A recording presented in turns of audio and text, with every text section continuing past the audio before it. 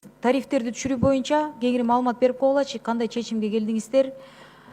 Бюджет болуп атпайбы? Эмки жылга пландаштырасыздар бою түшүрүүнү? Биякта аналитический запискаңарда 20%ке чейин түшүрөбүз, кичи бизнес үчүн деп берип атасыздар да. МСБ, малый и средний бизнес үчүн 27,25-тен 20%ке чейин түшүрөбүз деп атасыздар да. Ошону комментарий кылып коесуздарбы? Кандай пландар кандай болуп атат? Болжолдуу бир убакытты белгилеп кеттиңиздерби же белгилейсиздерби? Ишкерлерге улам эле мамлекет коркута бербей, мындай бир жакшы жаңылык болсо жакшы болмок да.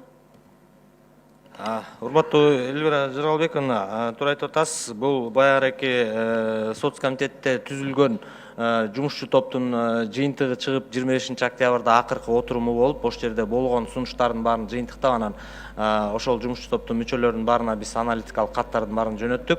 Ар кандай сунуштар болду, бирок орточо келгенде ошол орто чакан бизнеске 20%ке чейин түшүрүүгө деген сунуштар келди. Бирок мен алдын ала сиздерге айтып коюшум керек. Бул жаңгыз эле ошол тарифтерди түшүрүү гана эмес, буну баардык ошо пенсионный саясат, пенсиялык саясатта дагы толук камтып кетпесек, если биз жаңгыз эле тарифти түшүрүп коюп, пенсиялык саясат каралбай калса, ошол эле жанагы льготниктерди алып салуу боюнча, жаш курактар жана минимальный стаждарды киргизүү боюнча ошолордун баарын толук сиз выпаденияларды эске алып атасыздар да? Выпаденияны, потому что биз аны түшүргөндө 1 миллиардка чукул жоготуу болот биз орточо бизнеске. Ошонун источниктерин кошо бул жерге да аналитикалык катка көрсөттүк. Ошол жерге да кошуп камтып кетсек, анан ошол түшүрүүлөргө барышыбыз керек да. Азырынча, значит, болжолдуу даталар жок, санап атасыздар? Эми жылдын башында бул дагы чоң талкуулардан өтүшүбүз керек. Жылдын башында дагы биз жаңы жылдан кийин дагы бир сыйра баягы чоң рекламный, то есть түшүндүрүү иштерин жүргүзүп, сиздерге дагы бир сыйра ушул парламенттик угууга да алып келебиз го. Ошонун баарын өткөндөн кийин, талкууларды өткөндөн кийин анан мыйзам долбоорун даярдап алып келебиз. Түшүнүктүү. Экинчи суроо.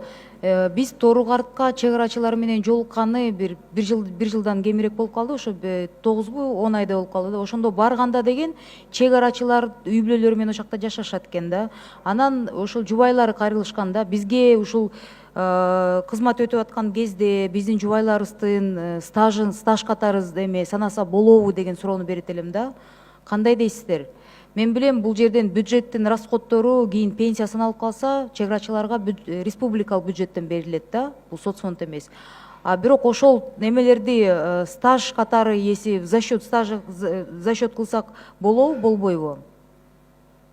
Бүгүнкү күндө андайга мыйзам жол бербейт, но бирок азыр жанагы жумушчу топтун жыйынтыгында дагы ушул маселелер каралган болчу. Бул аскер кызматкерлеринин пенсиясы жөнүндө группада дагы ушулар айтылды. Чек арачылар барбы? Чото мен көргөн жокмун го. Чек ара кызматкерлери ушу пенсия военнослужащийга кирип калат да, ошолордун ичинде турат. Бирок алардын ошол үй бүлө мүчөлөрүнө стаж жүргүзүү боюнча азыр андай суроо көтөрүлгөн жок. Эгер андай суроону көтөрсөк, чыгымдар кандай болуп калат? Мындай расход болобу? Канча болот? Сиздин оюңузча? Расход көбөйөт. Муну биз отдельно бир санап чыгышыбыз керек.